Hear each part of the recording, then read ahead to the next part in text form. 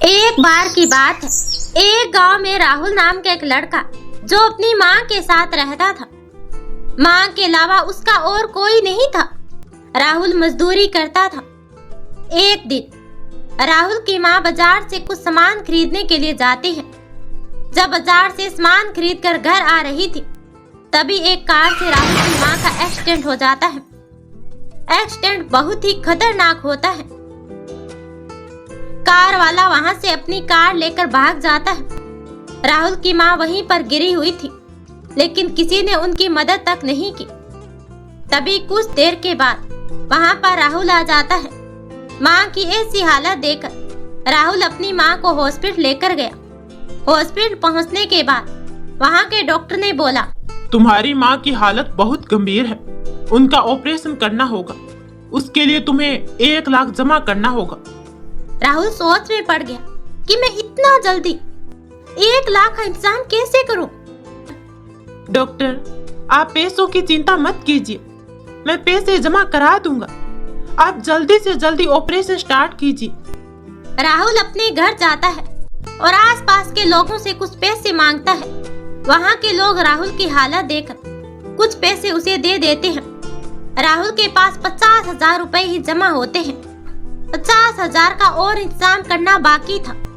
राहुल ने एक साहूकार से 50,000 का कर्ज लिया और हॉस्पिटल जाकर 1 लाख जमा करा देता है। वहाँ के डॉक्टर राहुल को एक पर्ची देते हैं। राहुल, मेडिकल से दवा लेकर आओ। राहुल दवा लाने मेडिकल जाता है। जब राहुल दवा की कीमत सुनता है तो परेशान हो जाता है, क्योंकि राहुल के पास पर्याप्त पैसा नहीं था। राहुल ने मेडिकल वाले दुकानदार को बोला, भाई साहब, मेरे पास अभी इतने पैसे नहीं हैं कि मैं तुमको दवाइयों के पैसे दे सकूं, लेकिन मुझे यह दवा जरूर चाहिए।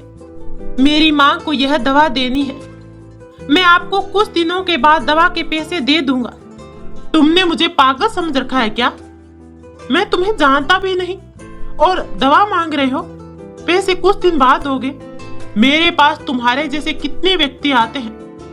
अगर मैं सभी को फ्री में दवा बांटने लगा तो मैं तो रोड पर आ जाऊंगा। पहले पैसे लेकर आओ, तब दवा ले जाना। राहुल उदास होकर जा रहा था।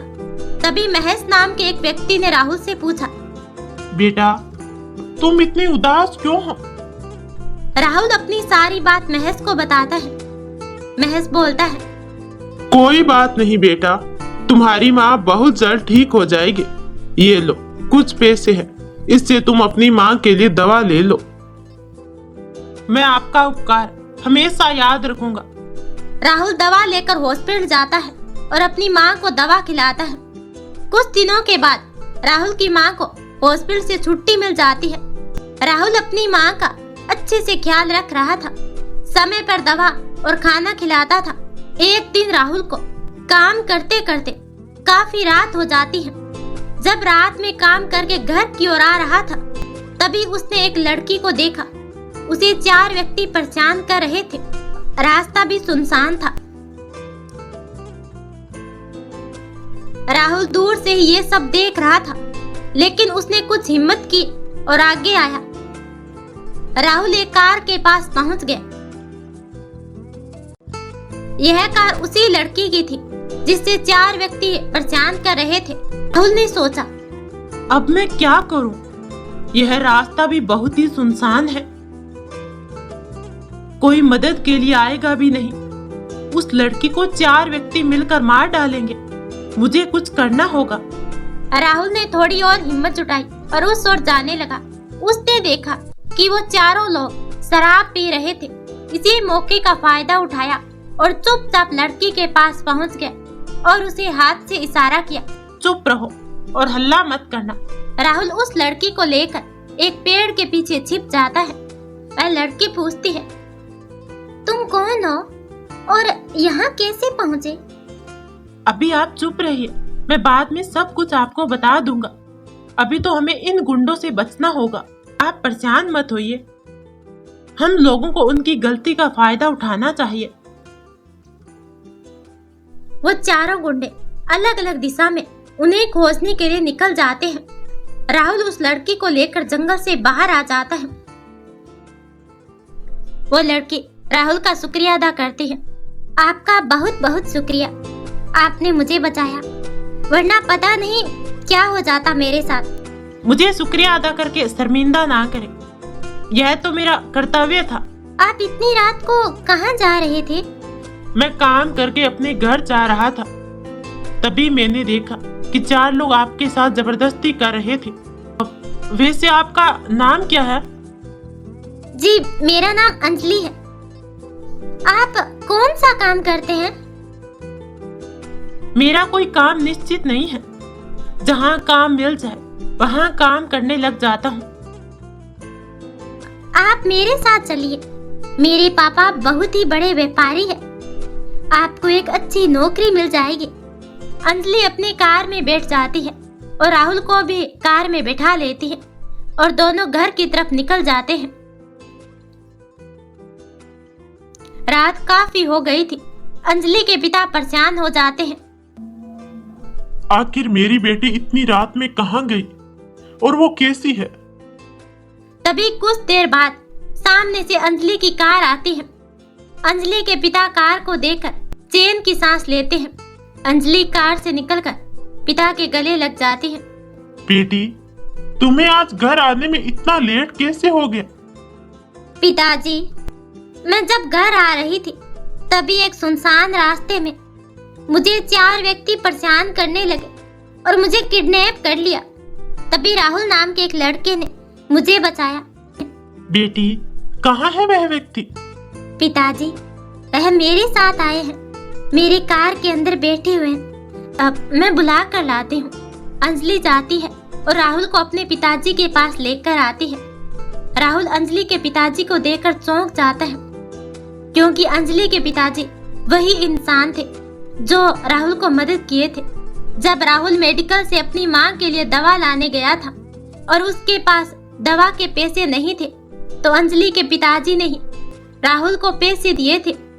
जब राहुल अंजलि के पिताजी के पास पहुंचता है तो अंजलि के पिताजी बोलते हैं, बेटा, मैं तुम्हारा उपकार जिंदगी भर याद रखूंगा। तुमने मेरी जिंदगी और इज्जत बचा ली। मैंने आप पर कोई उपकार नहीं किया अंकल, उपकार तो आपने मुझ पर किया था। अंजलि के पिताजी को कुछ समझ में नहीं आ रहा था।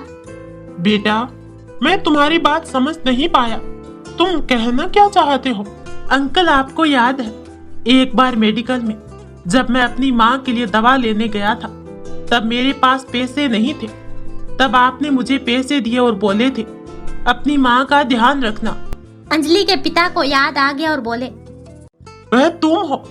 मैंने तो एक छोटी सी मदद की थी, लेकिन आज जो तुमने किया वह मेरी जान से भी बड़ी है। तुम कौन सा काम करते हो बेटा?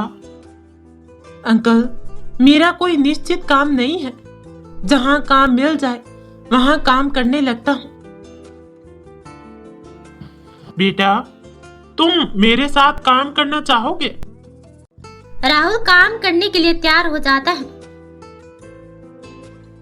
बेटी, कल तुम राहुल का सारा सामान और उसकी माँ को हमारे घर ले आना। कल से दोनों हमारे साथ रहेंगे। अगले दिन अंजलि राहुल के घर जाती है और दोनों को अपने साथ ले आती है। अंजलि का घर बहुत बड़ा था। राहुल की माँ अपने बेटे से पूछती है, बेटा, यह घर किसका है? माँ, आज से हम सभी यहीं इसी घर में रहेंगे। अनजान व्यक्ति हम लोगों को अपने घर में क्यों रखेगा? माँ, यह सब अच्छे कर्मों का फल है। माँ, आप पहले घर के अंदर चलिए, सारी बातें आपको मैं बताता हूँ। राहुल की माँ घर के अंदर जाती है। तभी राहुल अपनी माँ को सारी बात बताता है। सभी लोग आपस में बातचीत करने लगे। सभी के बीच आपसी संबंध भी अच्छे हो गए थे। एक दिन अचानक ही अंजलि के पिता को हार्ट अटैक आ जाता है और उस वक्त राहुल ऑफिस में था। राहुल की माँ ने अपने बेटे को फोन करके बताया। राहुल जल्दी से घर आ गया और अंजलि के पिता को हॉस्पिटल लेकर गया, लेकिन उनकी हालत बहुत ही खराब हो गई थी। तभी उसने राहुल और अपनी बेटी को अपने पास बुलाया और राहुल को बोला, बेटा, मेरी बेटी का मेरे अलावा कोई नहीं है। अब मेरा तो कोई ठिकाना नहीं है। कि कब मेरी मृत्यु आ जाए। मैं चाहता हूँ कि तुम मेरी बेटी का हाथ थाम लो। यह शब्द बोलकर अंजलि के पिताजी दुनिया छोड़कर चले जाते हैं। कुछ दिनों के बाद राहुल अंजलि से शादी कर लेता है और सभी हंसी खुशी रहने लगते हैं।